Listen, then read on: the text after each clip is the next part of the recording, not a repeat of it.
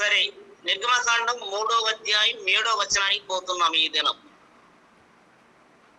అంటే 3వ అధ్యాయం 7వ వచనంలో దేవుడు మోషేతో మాట్లాడుతూ తన ఇషాకు యాకోబుతో చేసిన వాగ్దాన పుత్రులైనటువంటి ఇశ్రాయేలీని ఉద్దేశించి మాట్లాడుతూ ఉన్నాడు.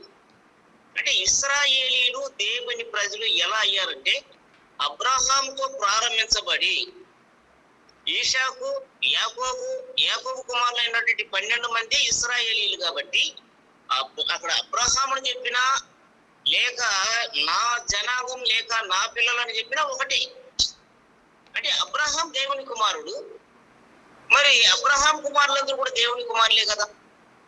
అది ఎంత అవుతుందంటే మత్తయి సువార్త 1:1 చూడండి. దావీదు అబ్రహాం అన్నాడు, అబ్రహాం కుమారుడు దావీదు అంటే దావీదు కుమారుడు క్రీస్తు ఎలా అయ్యాడో అలాగే అయ్యాడు. ఇక్కడ మత్తయి సువార్త 1:1 చదువుదాం.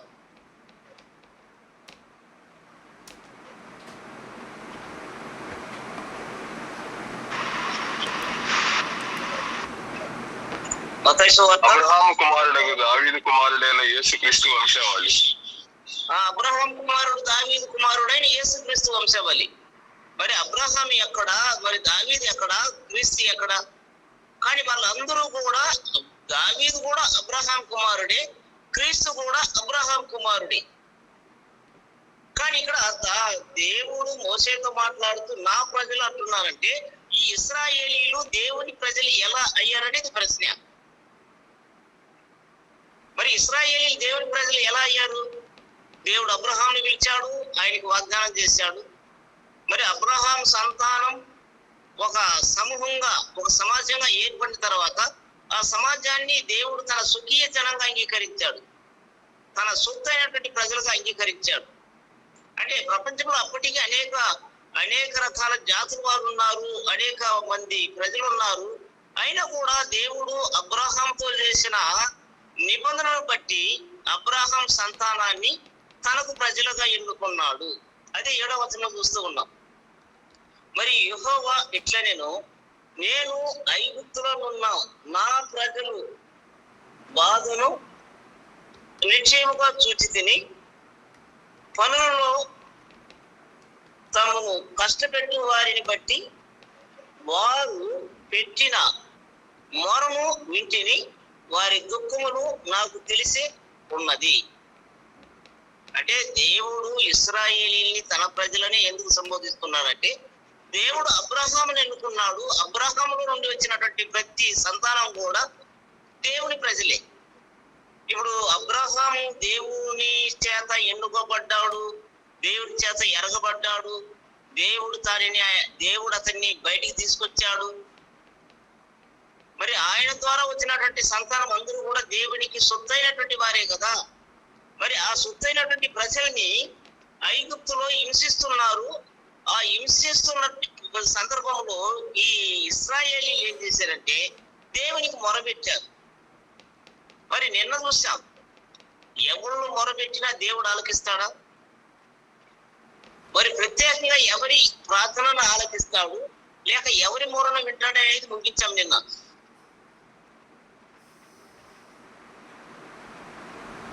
మరి ఎవరైతే దేవునికి ఇష్టపూర్వకంగా ఉంటాడో, దేవుని మాటకి లోబడి జీవిస్తాడో వారి మాటను దేవుడు ఆలకిస్తాడు, వారి మొరను దేవుడు ఆలకిస్తాడు, వారి విజ్ఞాపనను దేవుడు ఆలకిస్తాడు. మరి దేవుడు చెప్పిన మాటకు లోబడకుండా మరి మోకరించి లేక మోకాల మీద నిలబడి ప్రార్థన చేసినా, మోకరించి మనం పరిగెత్తినా దేవుడు ఆలకిస్తాడా? అత్యంత వ్యర్థమైన ప్రయాసం. ఎప్పుడైతే ఆయన మాటను వింటామో, ఎప్పుడైతే దేవుణ్ణి సంతోష పెడతామో అప్పుడు ఆయన మనల్ని సంతోష పెడతాడు, అప్పుడు ఆయన మన మొరను కూడా ఆలకిస్తాడు. అంటే ఇక్కడ ఇశ్రాయేలీలు దేవుని ప్రజలయ్యారు లేక దేవునికి ప్రజలయ్యారంటే వాళ్ళు మొరబెడుతూ ఉన్నప్పుడు దేవుడు ఆలకిస్తున్నాడంటే దానికి ఒకే ఒక కారణం, దేవుడు అబ్రహాంతో చేసిన నిబంధనే కారణం. మరి ఇప్పటి వరకు వాళ్ళు దేవుడు అనేవాడు ఉన్నాడా లేడా కూడా తెలియదు ఇశ్రాయేలీలకి. కానీ వాళ్ళు వారు పెడుతున్నటువంటి మొర కానీ అది దేవుని సన్నిధానానికి చేరుతుంది. దానికి కారణం ఎవరంటే అబ్రహాం. అంటే వాళ్ళని నేను ఒక దేశానికి దాసులుగా పంపుతాను, వాళ్ళు 400 సంవత్సరాలు వాళ్ళని బాధ పెడతారు, 400 సంవత్సరాల తర్వాత బయటికి తీసుకొచ్చి నువ్వు నిలబడి ఉన్న ఈ స్థలాన్నే నీ కుమారులకి లేక నీ సంతానానికి స్వాస్థ్యంగా ఇస్తానని వాగ్దానం చేశాడు. కాబట్టి వాళ్ళు భక్తి పరులా లేకపోతే దేవునికి ఇస్తులా అనేది ఇక్కడ కార్యం కాదు. కానీ దేవుడు అబ్రహాముతో చేసిన నిబంధనను బట్టి వారి మొరని విని వారిని బయటికి తీసుకురాబోతున్నారు. నిర్గమకాండం 2వ అధ్యాయం 23 నుండి 25లో వారిని హింసిస్తున్నటువంటి, వారు హింస పొందుతున్నారు కదా ఐగుప్తులు, ఇశ్రాయేలీలు. వారి శ్రమలు ఏమిటి, వారి కష్టాలు ఏంటి, వారు చేస్తున్న పనులు ఎలాంటిదో నిర్గమకాండం 2వ అధ్యాయం 23 నుండి 25లో మనం చూడొచ్చు. వాళ్ళు వెట్టి పనులు చేస్తూ మరి నిట్టూర్పులు ఏడుస్తూ ఉన్నారు, మొరపెడుతూ ఉన్నారు, వెట్టి పనులు చేస్తూ ఉన్నారు. వెట్టి పనులు అంటే అలాగనే అనేక దినములు ఐగుప్తు రాజు చనిపోయిన ఇశ్రాయేలు తాము చేయుచున్న వెట్టి పనులను బట్టి నిట్టూర్పులు విడిచుచు మొరపెట్టుచుండగా తమ వెట్టి పనులను బట్టి వారు పెట్టిన మొర దేవుని యొద్దకు చేరెను. కాగా దేవుడు వారి మూలుగును విని అబ్రహాము, ఇస్సాకు, యాకోబుతో తాము చేసిన నిబంధన జ్ఞాపకం చేసుకొనెను. దేవుడు ఇశ్రాయేలీలో చూసెను, దేవుడు వారందరూ లక్ష్యం ఉంచెను. దేవుడి వాక్యం దించిన కాక చాలు. మరి ఇక్కడ ఐగుప్తులో వారు పడుతున్నటువంటి శ్రమ విషయంలో, వారు పొందుతున్న బాధ విషయాల్లో దేవునికి మొరపెట్టాడు. ఆ ఇశ్రాయేలు మొరపెట్టినప్పుడు ఆ మొరను దేవుడు ఆలకించాడు. మరి ఆ మొరను దేవుడు ఆలకించడానికి గల ప్రధానమైన కారణాన్ని 24లో చెప్తున్నాడు. 24లో ఆ కారణం ఏమిటి? వారి మూలుగును దేవుడు వినడానికి గల కారణం ఏంటంటే అబ్రహాం, ఈసాక్, యాకోబుతో చేసిన నిబంధనను జ్ఞాపకం చేసుకున్నాడు. అంటే ఇప్పుడు కాలం పరిపూర్ణం అవుతుంది. 400 సంవత్సరముల తర్వాత వారిని అక్కడి నుండి బయటికి తీసుకొస్తారన్న ఆ కాలం పరిపూర్ణం అవుతూ ఉంది. అందుకని ఇప్పుడు మోసేని దేవుడు ఎన్నుకొని ఐగుప్తుకు పంపి ఐగుప్తులో ఉన్నటువంటి తన ప్రజలైనటువంటి ఇశ్రాయేలు బయటికి తీసుకురాబోతున్నాడు. అంటే ఇప్పటిదాకా మరలా చెప్తున్నా, ఇశ్రాయేలీలకు దేవుడు అప్పుడు ఉన్నాడన్న సంగతి వాళ్ళకి తెలియదు. కానీ ఇప్పుడు అందరూ మొక్కుతున్నట్టే దేవుడు. ఇప్పుడు లోకంలో ఎంతమందికి దేవుడు లేడని తెలుసు? అందరికీ తెలుసు కదా. ఎవరికి తగ్గ దేవుడు వాళ్ళ దగ్గర ఉన్నాడు. ఏదో ఒక ఆయన ఉన్నాడు, ఒక శక్తి ఉంది, దేవుడు ఉన్నాడు. అంటే పలు రకాలుగా పలు రకాల జాతులు పలు రకాల విధానాలు దేవుని చూపిస్తున్నారు. మనం ఏమంటాం? దేవుడు ఎవరంటే సృష్టికర్త, యెహోవా, తండ్రి, క్రీస్తు అని మనం అంటున్నాం. మరి ముస్లిం దగ్గరికి వెళితే వాళ్ళు అల్లా దేవుడు అని అంటున్నారు. మరి హిందువులను అడిగితే వాళ్ళు ముక్కోటి దేవతలు ఏదో చెప్తారు. అంటే వాళ్ళు ఒక్కొక్కరు ఒక్కొక్క దేవుడి పేరు చెప్తూనే ఉంటారు.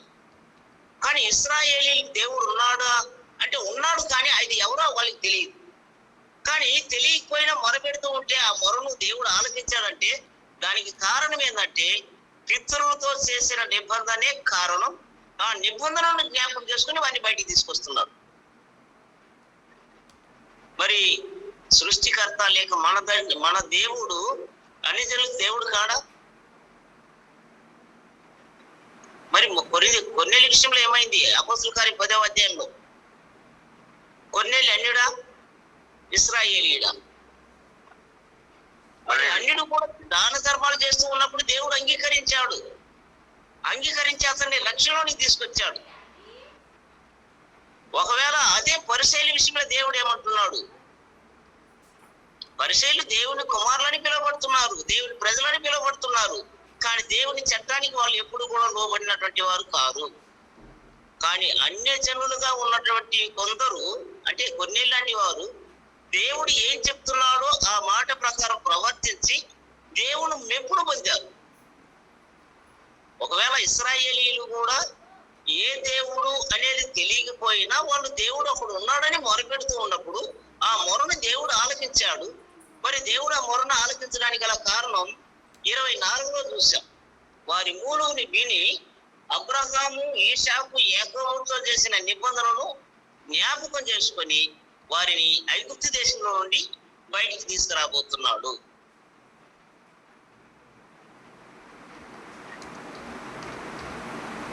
మొదటి సమూయేలు గ్రంథం 9వ అధ్యాయం 16వ వచనం.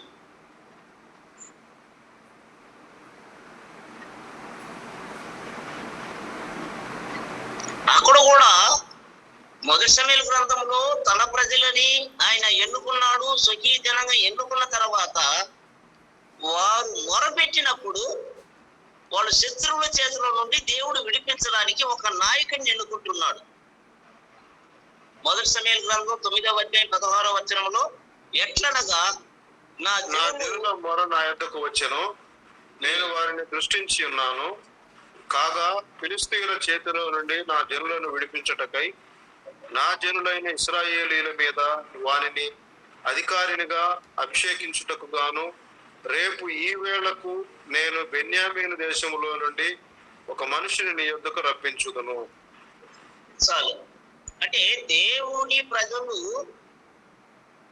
శత్రువులకి బలైపోతూ ఉన్నప్పుడు, లేకపోతే శత్రువుల వలన వాళ్ళు శ్రమ పెట్టబడుతున్నప్పుడు దేవుడు ఆ శత్రువుల చేతిలో నుండి విడిపించడానికి ఒక వ్యక్తిని ఎన్నుకుంటున్నాడు. ఇప్పుడు ఐగుప్తులో ఇశ్రాయేలీయులకు వచ్చినటువంటి ఆ శ్రమంలో లేక ఆ బాధల్లో నుండి విడిపించడానికి మోసేని ఎన్నుకున్నాడు. మొదటి సమూయేలు గ్రంథం 9వ అధ్యాయం 16లో ఫిలిష్తీయుల చేతుల నుండి తప్పించడానికి దేవుడు ఒక వ్యక్తిని ఎన్నుకోబోతున్నాడు. ఆ వ్యక్తి ఎవరో తెలియదు, కానీ వాని గోత్రం ఏమిటో చెప్పాడు, ఆయన దేశం ఏమిటో చెప్పాడు. మరి బెన్యామీను దేశంలో నుండి ఒక మనుషుడు రాబోతున్నాడు. ఆ మనుషుడు ఎవరో మనకు తెలుసు, ఎందుకంటే మనకు చరిత్ర తెలుసు కాబట్టి. అప్పుడు సమూయేలు సౌలు చూసి, నువ్వు రాజు కావాలా, నువ్వు ప్రజల్ని ఏలాలన్నప్పుడు ఆయన ఒక మాట అంటాడు, అయ్యా ఇశ్రాయేలీలో బెన్యామీను గోత్రం సులభమైనది కాదా? బెన్యామీను గోత్రంలో నా పితరుల కుటుంబం సులభమైనది కాదా అని తగ్గించుకుంటాడు. అంటే ఆ ప్రతి సందర్భంలో కూడా దేవుడు తన ప్రజల్ని శత్రువుల చేతుల నుండి విడిపించడానికి దేవుడు ఒక వ్యక్తిని ఏర్పాటు చేస్తూనే ఉన్నాడు. అంటే అక్కడ ఐగుప్తుల నుండి ఇశ్రాయేలీని విమోచించడానికి, కాపాడడానికి మోసేని ఎన్నుకున్నాడు. మొదటి సమూయేలు గ్రంథంలో ఫిలిష్తీయుల చేతిలో నుండి ఇశ్రాయేలీని కాపాడడానికి అక్కడ సౌలుని రాజుగా నియమించాడు. కీర్తన గ్రంథం 34:4లో,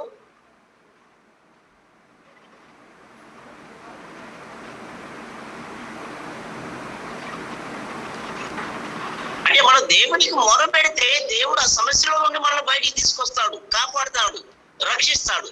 అదే 34:4 అంటున్నాడు, నేను యెహోవా విచారణ చేయగా ఆయన నాకు ఉత్తరం ఇచ్చెను, నాకు కలిగిన భయములన్నింటిలో నుండి ఆయన నన్ను తప్పించెను. అంటే మనం దేవుని దగ్గర మొర పెడితే మనం కలిగి ఉన్నటువంటి భయంలో నుండి, ఇబ్బందుల నుండి, బాధల్లో నుండి తప్పించగలడా? మరి అలా తప్పించేటప్పుడు దేవుడే నేరుగా స్వయంగా వచ్చి మన దగ్గర నిలబడతాడా అంటే కాదు. ఏదో ఒక మనిషిని ద్వారా మనకు రక్షణ కలిగజేయచ్చు.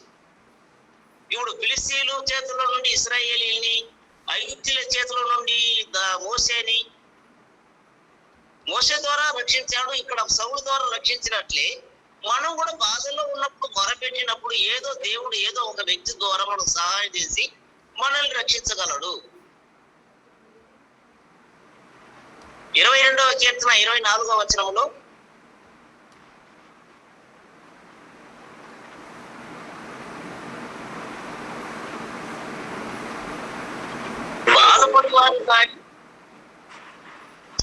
ఆయన బాధపడి వారి బాధను తృణీకరింపలేదు, దాన్ని చూసి ఆయన అసహ్యపడలేదు, అతనికి తన ముఖమును దాచలేదు, వాడు ఆయనకు మొర్ర పెట్టగా ఆయన ఆలకించెను. అంటే అందరి మొరను ఆలకిస్తాడా? బాధపడు వాడిని చూసి బాధను తృణీకరించలేదు. మరి ఆ బాధను చూసి దేవుడు అసహించుకోలేదు. వారి బాధను చూసి దేవుడు తన ముఖాన్ని దాచుకోలేదు. మొరపెట్టిన ప్రతి వారిని కూడా ఆయన ఏం చేస్తున్నాడంటే వారి మొరని విని వారిని రక్షిస్తూ ఉన్నాడు, తప్పిస్తూ ఉన్నాడు. ఇప్పుడు ఇశ్రాయేలీలు ఐగుప్తులు మొరపెట్టుకున్నారు, మరి అసహించుకున్నాడా? అసహించుకోవాలా. మరి ముఖాన్ని ఏమైనా దాచుకున్నాడా? దాచుకోలేదు. కానీ వారి మొరని విని వారిని ఆ బాధల్లో నుండి ఎలా తప్పించగలమని ఆలోచన చేసి అక్కడ ఒక వ్యక్తిని ఏర్పాటు చేసి ఆ బాధల్లో నుండి దేవుడు ఇశ్రాయేలీలు తప్పించాడు. 34వ కీర్తన 6వ వచనంలో మరి ఎవరి మొరని దేవుడు ఆలకిస్తాడో చెప్తున్నాడు అక్కడ. 34వ కీర్తన 6వ వచనంలో దీనుడు మొర్రపెట్టగా యెహోవా ఆలకించెను, అతని శ్రమలన్నిటిలో నుండి అతన్ని రక్షించెను. అంటే దీనుడు మొరపెట్టగా యెహోవా ఆలకిస్తాడే కానీ గర్భిష్ఠుడు మొరపెడితే ఆలకిస్తాడా? మరి నిన్న కూడా ఒక మాట చెప్పా, ఒక పాస్టర్ గారిని ప్రార్థన చేయంటే దేవుడేమో ఇతని కింద పనిచేసేటట్లు మరి బెదిరించినట్లు లేకపోతే అధికారాన్ని చలాయించినట్లు ప్రార్థన చేస్తారు. మరి ఆ ప్రార్థన దేవుడు ఆలకిస్తాడా? మరి మనం చేసే ప్రార్థనకి సమాధానం రాకపోవడానికి గల కారణం ఆ ప్రార్థనలో దీనత్వం లేదు కాబట్టి, ఆ వ్యక్తిత్వంలో దీనత్వం లేదు కాబట్టి దేవుడు అట్టి వారి మొరను ఆలకించాడు. అహంకారం ఎదిరిస్తాడా? ఆయన అహంకారం ఎదిరించి కృపను అనుగ్రహిస్తాడు. అంటే మనం కృప పొందాలంటే మన దీనత్వం కలిగి ఉండాలి. మరి ఆ దీనత్వం కలిగి ఉండి మనం మొరపెట్టినప్పుడు దేవుడు తప్పకుండా మన మొరను వింటాడు, సహాయం చేస్తాడు. మరి ఇప్పుడు ఐగుప్తులో ఇశ్రాయేల్ పరిస్థితి ఏంటి? వారి స్థితి ఎలా ఉంది? వారు దీన స్థితిలో ఉన్నారు, వాళ్ళని ఆదరించే వాళ్ళు లేరు. అది వారి దేశం కాదు, వారు బానిసలు. మరి బానిసలు ఏమైనా గర్వంగా ఉంటారా? దీనత్వం కలిగి ఉంటారా? అంటే దీనత్వ స్థితిలోనే ఉన్నారు అక్కడ వాళ్ళు. కీర్తన గ్రంథం 145వ అధ్యాయం 19వ వచనం. కీర్తన గ్రంథం 145:19. అంటే ఎవరైతే ఆయన యందు భయము భక్తి కలిగి ఉండి మొరపెడతారో వారి మొరను దేవుడు కూడా ఆలకిస్తాడు. చదువుదాం. తన యందు భయభక్తులు గలవారి కోరిక ఆయన నెరవేర్చును, వారి మొర ఆలకించి వారిని రక్షించును. అంటే దీనత్వం కలిగి మొరపెట్టే వారి మొరను ఆలకిస్తాడు. 145వ కీర్తన 19లో ఎవరైతే దేవుని యందు భయము భక్తి కలిగి ఉండి ప్రార్థన చేస్తారో, మొరపెడతారో వారి మొరను కూడా ఆలకిస్తాడు. అంటే భయము భక్తి కలిగి ఉండడం అంటే ఒక చిన్న డెఫినేషన్ ఒకటి ఉంది, ఒక నిర్వచనం. అలా నడుచుకుంటూ మనం ప్రార్థన చేయాలి. సామెతల గ్రంథం 8వ అధ్యాయం 13వ వచనం. ఆయన ఎందుకు భయం కలిగి ఉండడం అంటే ఏంటో అక్కడ ఒక చిన్న నిర్వచనాన్ని చెప్తున్నాడు, వివరణ ఇస్తూ ఉన్నాడు. యెహోవా యందు భయభక్తులు కలిగి ఉండుట చెడుతనం అసహ్యించుకొనుటయే, గర్వము అహంకారము దుర్మార్గత కుటిలమైన మాటలు నాకు అసహ్యములు. చాలు. అంటే ఇది ఒక చిన్న నిర్వచనం. అంటే దేవునియందు భయము కలిగినటువంటి వారు ప్రార్థన చేయాలంటున్నాం కదా.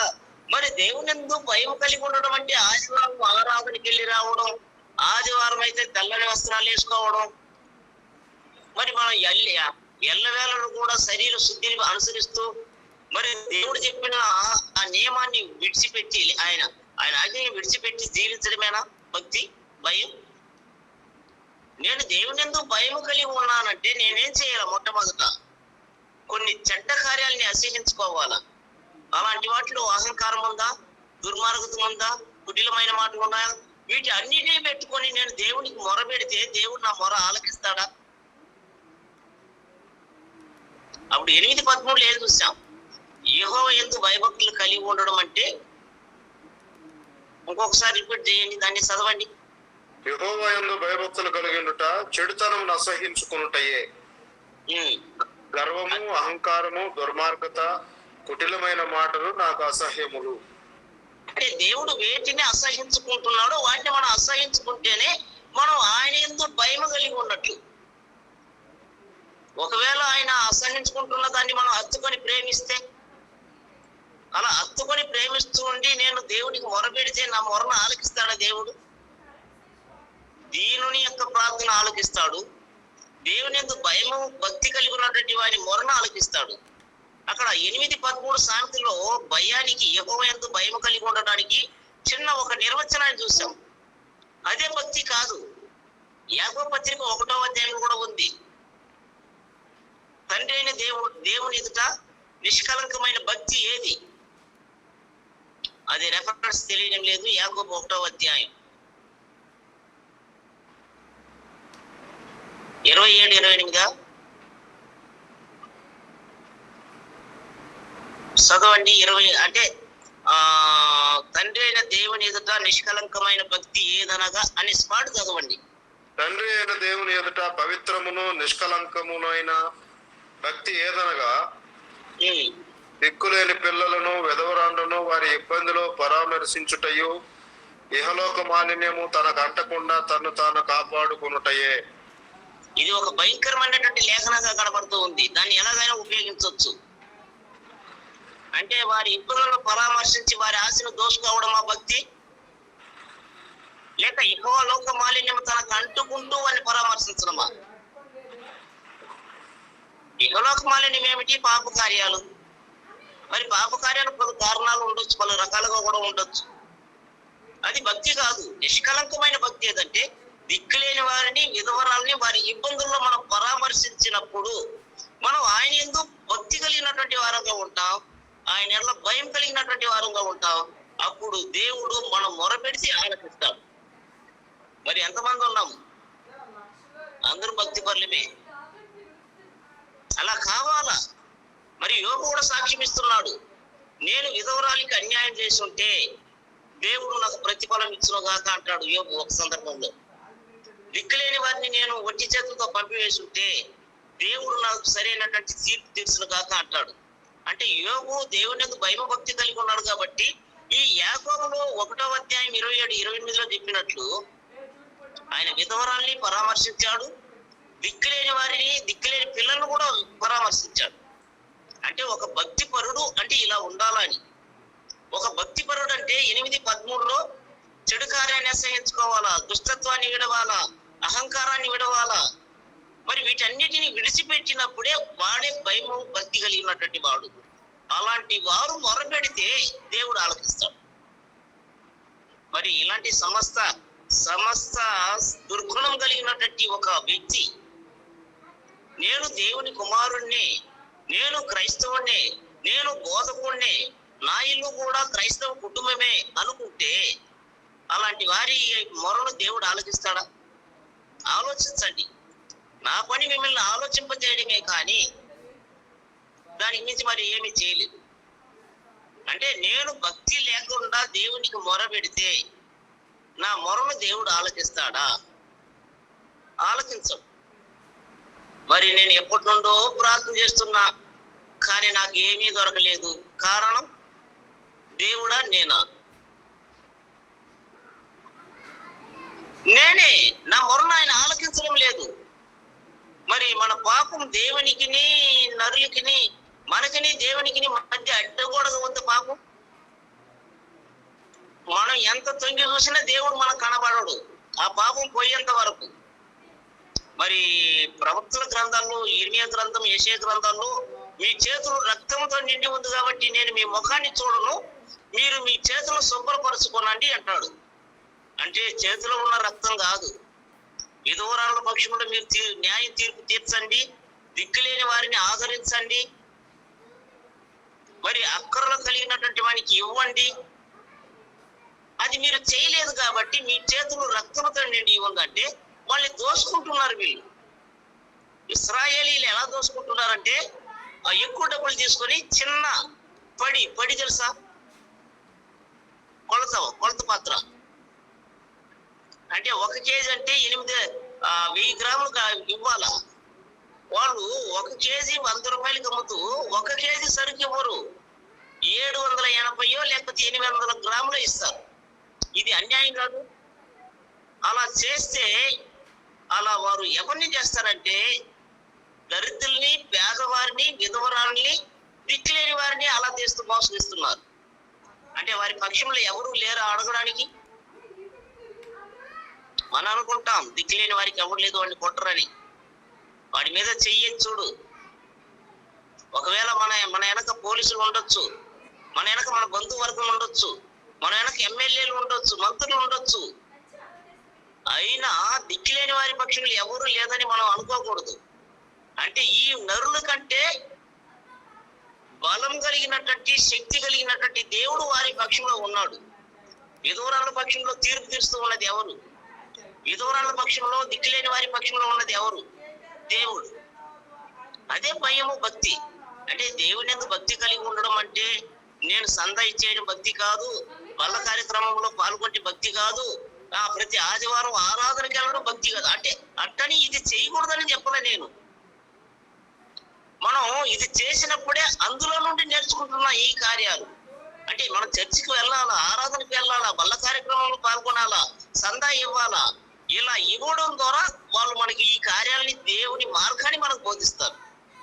అలా బోధించినా లేక వినినటువంటి మాట ప్రకారం మనం ప్రవర్తించాలి. మత్తయి సువార్తలో గ్రేట్ కమాండ్, ప్రధానమైన ఆజ్ఞ ఏంటి? 28 నిన్న వల్ల నీ పొరుగు అంటే కాదు. సర్వలోకానికి వెళ్ళి సృష్టిని సువార్త ప్రకటించు.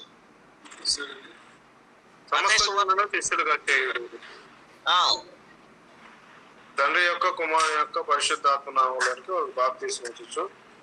ఇప్పుడు ముఖ్యమైన విషయం చదువు.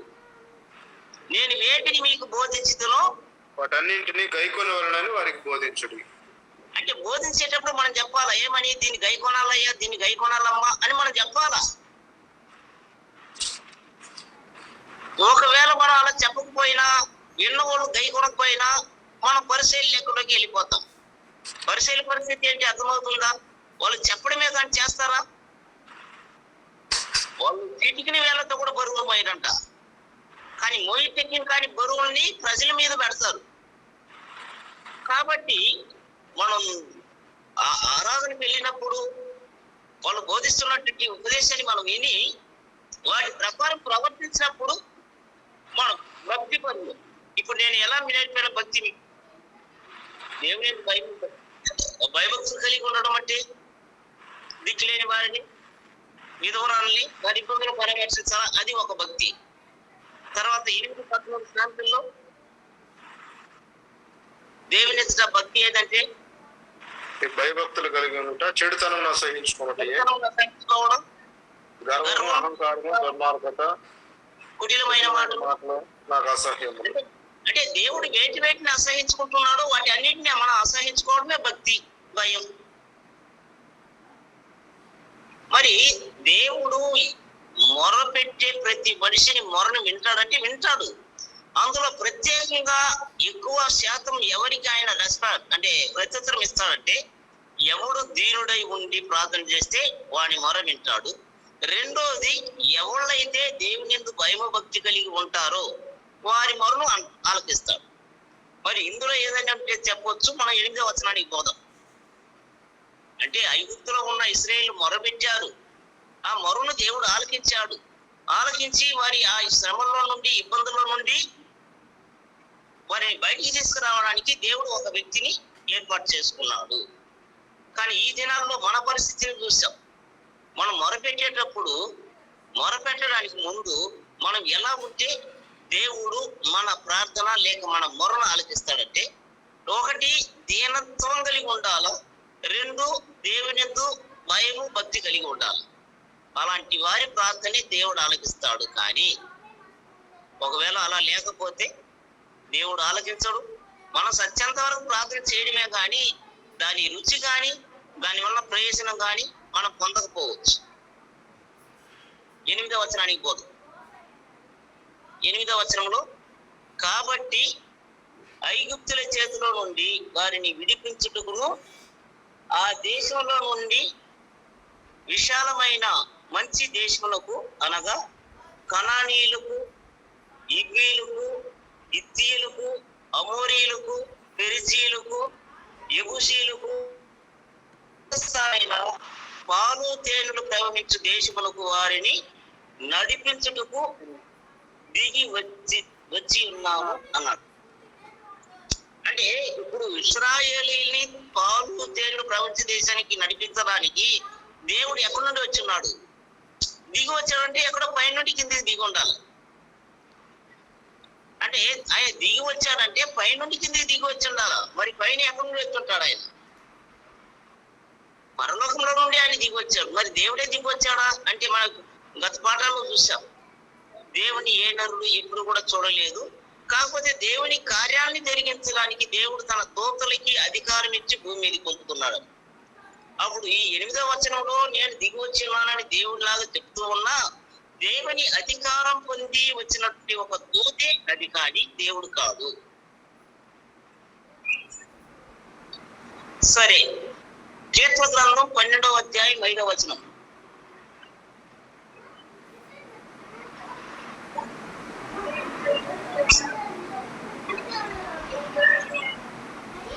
అంటే ఎవరిని కాపాడడానికి దిగి వస్తున్నాడంటే బాధపడువానికి చేయబడిన బలాత్కారమును బట్టి, దరిద్రుల నిట్టూర్పులను బట్టి నేను ఇప్పుడే లేచేదను.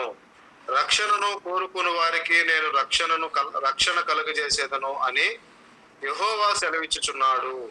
అంటే నేను ఇప్పుడే లేస్తానంటున్నాడు. ఎవరికి సహాయం చేయడానికి లేబోతున్నాడు దేవుడు?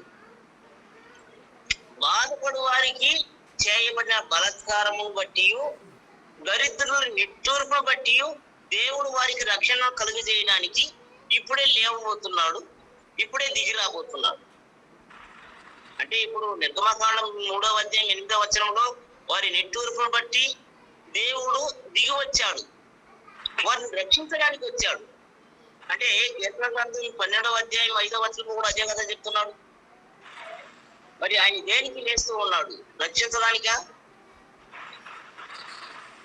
రక్షణను కోరుకున్న వారికి నేను రక్షణ కలుగు చేసేదను అని యెహోవా సెలవిచ్చుతున్నాడు. అంటే ఆ ఇబ్బందుల్లో నుండి, ఆ శ్రమల నుండి రక్షించమని కోరుకుంటూ ఉన్నారు కాబట్టి ఆయన దిగి వచ్చాడు. అంటే దేవునికి మొరపెట్టు ప్రతి సందర్భంలో ప్రతి వాని మొరను దేవుడు ఆలకిస్తాడంటే ఆలకిస్తాడు.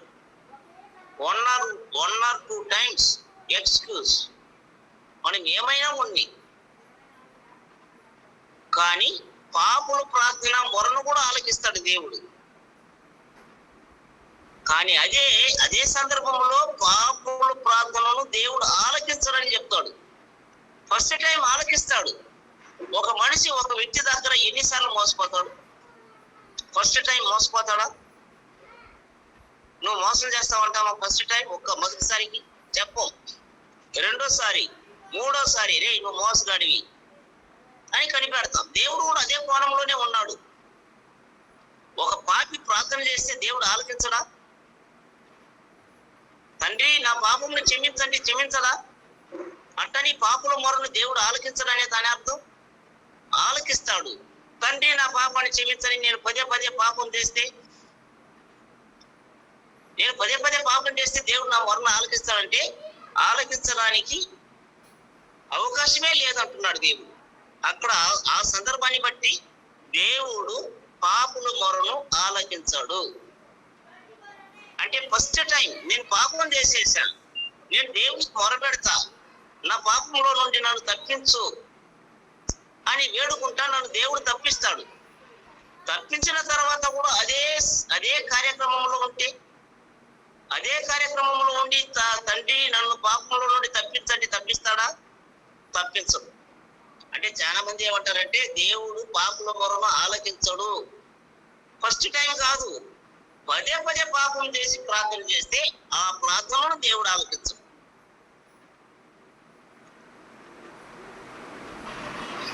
సరే, 8వ వచనానికి ఇంకొక 2 వచనాలు రాద్దాం.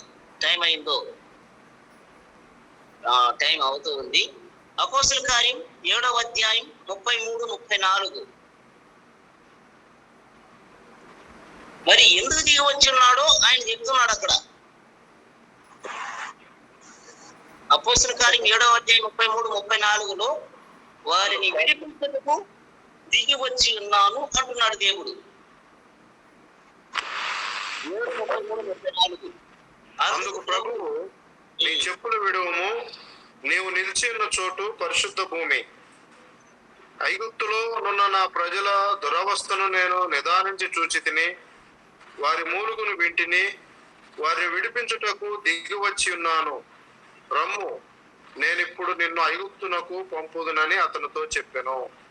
చాలు.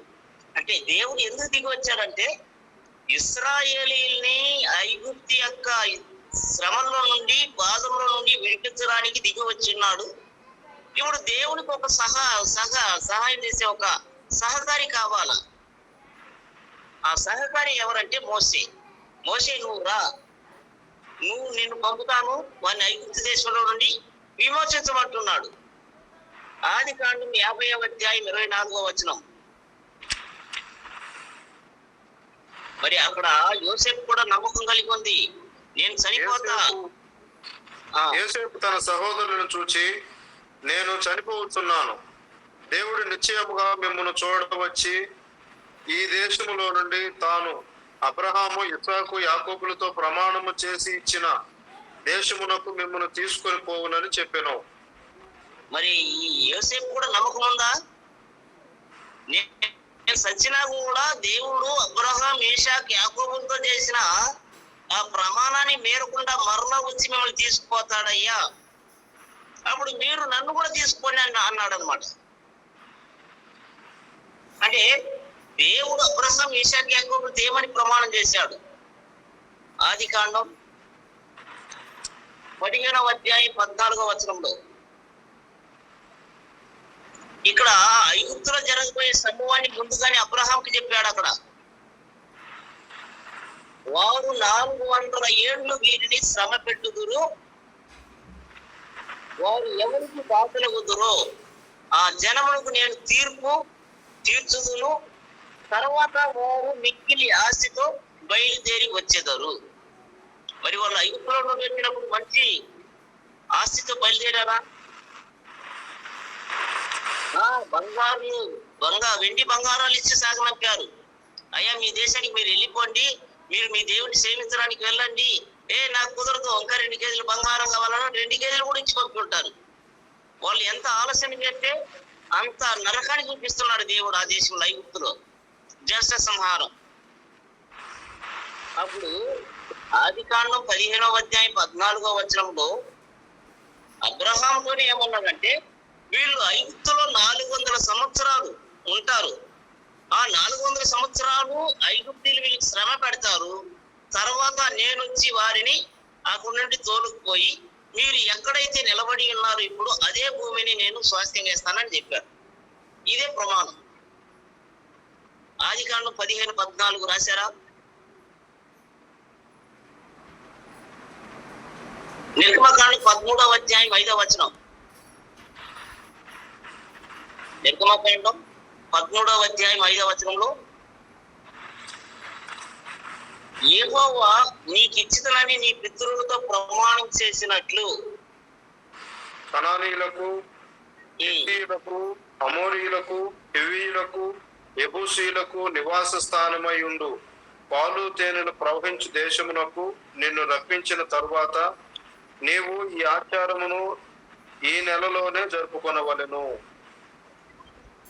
అంటే ఇప్పుడు మోసేతో చెప్తూ, ఒకవేళ దేవుడు నేను పితరులతో చేసిన నిబంధనను బట్టి వారిని బయటికి తీసుకొచ్చిన తర్వాత, అంటే వాగ్దాన భూమిలోనికి వచ్చిన తర్వాత మీరు ఈ ఆచారాన్ని ఆచరించాలా.